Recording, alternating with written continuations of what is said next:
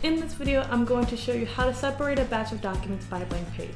The eScan is perfect for users that want to scan a single batch of documents and save in multiple files with the touch of a button.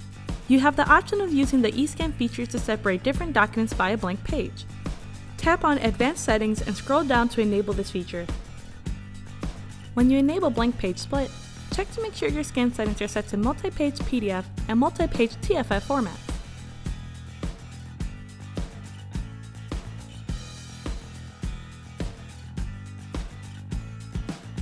After enabling, the documents will be separated into different collections when the blank pages are inserted between the files.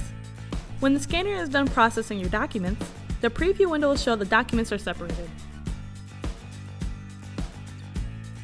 You can preview your batch scan and make any necessary edits before saving to the desired destination. Scanning done easy!